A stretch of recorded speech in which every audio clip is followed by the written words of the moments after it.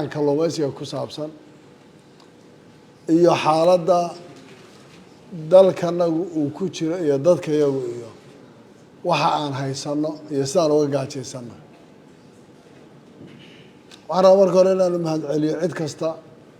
oo ka qayb qaadata mashruucan Blue Ocean hadda kuma soo koobay laakiin arrintan kalluumaysiga iyo maalgashiga kalluumaysiga ku saabsan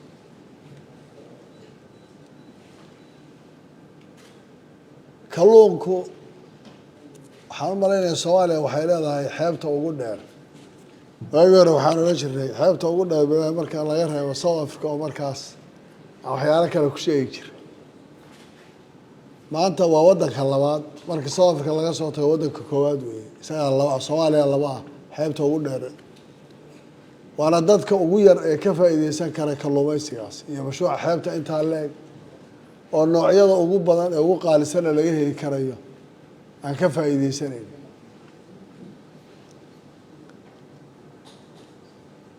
dadka Soomaalida ah oo u badan dad reer guuraa ah ama reer miyi ah ama beeraley ah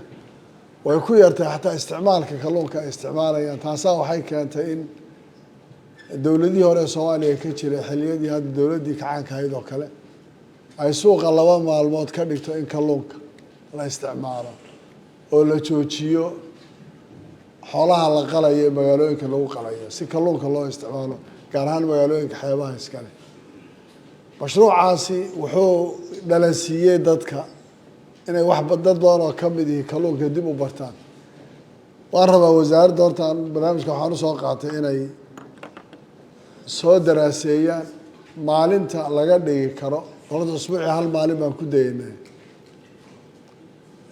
iskaashatooyinka kalluumaysiga ee jira iyo wasaaraddii inay la yimaadaan policy oo hal maalin oo usbuuca ka mid ah aan joojino xoolaha la qalayo si kalluunka uu noqdo waxa la isticmaalayo oo maalintaas suuqa si ay dadku u bartaan bal cunista kalluunka iyo faa'iidadeeda iyo wuxuu leeyahay waxaan rabaa oo kale inaan soo dhaweeyo cid kasta oo maal gashanaysa oo barnaamijka kalluumaysiga mashruuca ka shaqeynaysa inaan doonayno inaan la galno heshiis u fudaydino sida ugu sahlan ee mashruucaas uu ku socon karana aan ugala shaqeyno haddii ilaahay la siiyo ruqsadaha shuruud la-aan ayna shaqeeyaan laakiin maanta ase Jubbaland wixii heshiisa ee laysanista la bixinayo ee ganacsato la siinayo Jubbaland baa bixinaysa statekaas siinaya saasaana lagu shaqaysanaya kalluumaysigu wuu ka duwan yahay beeca xoolaha iyo iibsiga xoolaha iyo wax soo saarka beeraha wuu ka duwan yahay sababtoo wax bad laga soo bixinayo wuxuu u baahanayaa dhowr qodob oo isdaba taalla waa marka hore in la helo shaqaalihii wax soo saarka kalluumaysiga khibradda u lahaa aqoonta u lahaa oon is leeyahay deegaankan aan joognaay Soomaaliya meesha ugu badan ee laga qaadanayay bay ahayd dadka ama quusa ama kalluunka aqoonta u leh khibradda u leh deegaankani deegaanada ugu badan buu ka mid yahay Soomaaliya ee laga qaadan jiray dadkaas waa annaga maanta potential baan ku nahay inaan dadka aqoonta u leh ee arrintaa kalluumaysiga ka shaqeyn karaay waxaanu Soomaalida kala dheernahay inaan annagu uga sii aqoon badannahay oo dadkii la helayo haddaad dadka hesho waxaad u baahan tahay qalabkii in laga caawiyo qalabkaas laga caawinayaay wuxuu isugu jira ama gaadiidkii badda lagu geli lahaa ha noqoto ama shabaagtii ha noqoto ama ha noqoto galaasiskii iyo wixii kabihii iyo waxaan lagu quusayo oo dhani oo wax u baahan dadka in qalabkaa laga caawiyo waxyaalaha cilada ugu badan waxaa ka mid ahayd dadka aada u qabsata waayahan dambena shabaagaha qaarkood oo la keenaya xataa inay yihiin kuwo caaga oo sababaya marka la dhigo badda ee laga soo tago hadday go-aan inay dhagxantii ay kalluunku geli lahaa ama argoostadu geli lahayd ama wixii intay isku xidhaan iyagu dhibaato kala geystaan laakiin shabaagta dunta ah marka la sameeyo ee la geliyo shabaagta dunta ay ma geysato khasaare dhibaatana ma laha oo qalabkaas in sidiisa loo helo baxaarigu markuu qalabkii helo aqoonna uu leeyahay dooyihii iyo shabaagtii iyo wixii uu shaqadiisa ugu baahnaa uu helayo waxaa haddana muhiima inaad hesho facilitigii kale oo qaboojinta sababtoo ah waxaa hadda annaga cilada noogu badan ee baxaaridanada haysata ama kalluumaysatada haysta waxay tahay kalluunka ama xalay shabaga galay ama la soo jiiday ama lagu soo qabtay baashan kilmaadii dhe whatever sanaano dhe lagu soo qabto marka lasoo qaado ee doontii lasoo saaro waxaa ku dhacaysa haddii uuna barafkii iyo storage inta halkaas iyo meeshii la keenayay aan loo helin inay noqoto in qorax kulli kusoo dhacdo sagxadda feebar galaasoo doontii lasoo saaro hilibkaasi ma noqonayo qualitygii looga baahnaa ma yeelanayo taa markaa macnaheedu waxay noqonaysaa doonyaha kalluumaysiga in xataa lagu ogaado oo lagu dabagalo inay sanaad storageka qaboojintoodii cold storageyadoodii yaryaaraa ee portabalka la qaadanaya inay wataan si marka ay qaadaan ee wixii shaygii lasoo qabtaba loo gelin kara qaboojin oo mar walba uu fresh u ahaan karay taasi waa waxa ugu muhiimsan ee ganacsatada xataa yareeree localka ah shaqadeeda wax uga qaban karaysa muhiim bay u tahay midaas waxaa soo raaca suuqii la keenaya laftirkiisu marka hilibka xoolaha laga hadlayo hilibka xoolaha waa la dhigaa kawaanka waa la suri waxama noqonayo qaboojin uma baahna maanta o dhan wuu sunnaan karaayo kolba waa laga goostaa laakiin kalluunka wuxuu u baahay inuu tallaajadii ku jiro oo qofkani kalluunka uu doonayo looga soo bixiyo oo loo soo saaro miiska isagoo qaboojin ku jira waxaan ka hadlaya waa kan localka loo isticmaalayo oo ayna noqonin naado iyo wixii intii banaanka la dhigo xeebta lasoo dhigo inta yare uu nool yahay marka qoraxdaa badani ku dhacdo iyo bacaadka dhib baa ku dhacaya waana sida kalluumaysatada u badan tahay in arrintaa bal control loo sameeyo markaa kadib bay dadku waxay heli karaan kalluun nadiifa oo freesha oo ay cuni karaan oo caafimaad ay ka heli karaan oo ay u isticmaali karaan dariiq walba waxaa soo raacayaa waa markii ay iibgeyn iyo suuqgeyn noqoto intaa waxaa dheeraanaya marketkii in la helo oo kalluumaystada ay helaan kow gaadiidkii lagu kalluumaysan lahaa oo ka waaweyn midka hadda aan ka hadlaya localka loo isticmaalayo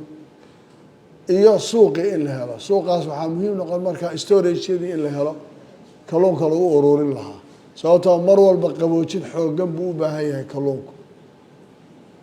qaboojintu hadday ka dhacdo oo qabowga uu hoos u dhaco uu hallaabaya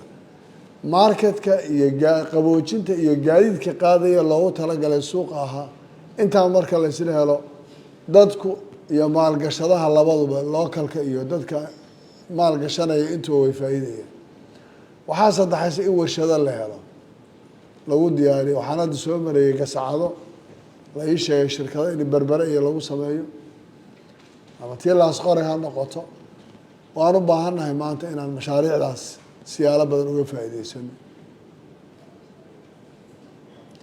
waxaa dhibaato nagu haysata annaga waxaa la yidhi kalluumaysigiinii ma laha qualitygii loogu talagalay ma gaadhin meeshii loogu talagalay waa tayadiina hooseysa kanay noqonaysaa dowlado kalea lanooga soo iibgeeya haddaba rabo dowlado inaan magacaabo dowladaha lanooga soo iibgeynaya waa kaanagii oo ruqsa la-aan ku qaateen waxay noqotay shabaagta aada xalay soo dhigtay markab weyne intuu yimaado inuu jiido oo shabaagtaadii oo kuu taalay ay noqoto inay burburto oo la baabay oo markab uu jiito habeenkii waxaad arkaysaa nalal waaweyn oo ku xidhan ilaa xeebta u soo dhowaaday waa kalluumaysato sharci darro ah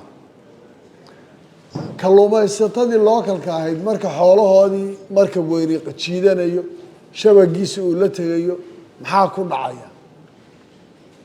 waxyaalaha markii ugu horeysay bari iyo ka abuurtay budhcadbadeeda haba sii xadgudbeen oo qaab ha sameeya laakiin waxaa ka mid ah cuqdad ka timid in qofkii ay shaqaysan waayeen waxay dhacday haddana oo qeyb ka noqotay in la jejebiyo dhagxaantii ay argoostadoo kale ay geli jirtay dhagaxii oo dhan in la burburiyo waayo kalluunku qaarkii dee sukuurta iyo dhagaxyadaas ugu jira oo hadda saddexda nooc ay wax u cunaan xataa mid isagaas cuno hilib buu cunaa sida dadku xoolaha iyo hilibka u cuno mid dhagaxu cunaya iyo carradaas midna cawsku cunaya kan markaa dhagaxa haddii la jabiyo dhagxantii ay geli lahaayeen oo markab intuu yimaado wixii oo dhan la shido la jabiyo waxaa fogaanaysa maanta waxaa laga yaabaa xilliyada qaarkood habeenkii 4 doonyood oo badda u diray oo midka u badan 12 haabood saaran tahay hal tan inay keeni jireen oo argoosta ma dhacaysa maanta in la helo 4 doonyood oo hal tan oo hool oo argoosta keeni karay waayo waxaa keenaya dhagxantii way baaba'een godadkii ay gelaysay argoostada way baaba'day wixii oo dhan maraakiibba ku waxaynaysa taas waa midda wasiirku uu ka hadlayay in la helo marines ama coast guard ama police coast guard oo at least xataa ule awood inay ka ilaaliyaan bal nalalkan waaweyn ee soo dhawaanay iyo maraakiibtan boobaysa ee sharci darrada ku shaqaysanaysa markabku hadduu deep seas wax ka qabsanaya la garay laakiin wuxuu soo gelayaa sababta kuwa qaarkood waxay soo galaan gudaha aada u hooseysa gobolkani maanta shilibiska laga helo goobweyn meel kaloo soomaaliya ka mida lagama helayo bale xataa kenya waxaan u malaynayaa webiga taana meesha uu kaga daro badoo laamo ka koreysa meelahaas yaa ugu waxaysan laakiin kanaa ka waaweyn cabirkiisa iyo dherarkiisa iyo markii la fiiriyo ciddii maraakiib la timaadee ganacsadaysa usoo dhisaan garaynaysa ilaan isagu wuu ka duwan yahay waxaan rabnaa in loo fudaydiyo oo barnaamijkaas shilibiska oo kale wixii laga qaban karo lagala qabto oo aan annagu dowlad ahaan u fudaydino aargoostada iyo kalluunka iyo sii jambarka iyo waxaasoo dhanna waa wax sidooda u yaalla maalgashato iyo ganacsato iyo cid walba oo investigaraynaysa waan ku soo dhaweynayna hawsha in lagala shaqeeyo waxaan leenahay jasiirado aada u tiro badan oo dhowr iyo 10 gaaraya oo baysas laga dhigan karo oo ruqsado loo siinayo oo laga sameynayo xataa laga sameyn karo dekado yaryar oo kuwa kalluumaysiga waayo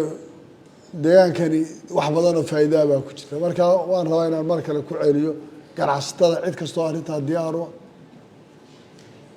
laysankaa la siin waa lagala shaqeyn waa loo fududeyn saldhigyo gacanta lagu hayo oo jasiiradaha oo haab u noqon karo ay bays ka dhigan karaan baa loo sameynaya wax walba diyaar baan u leenahay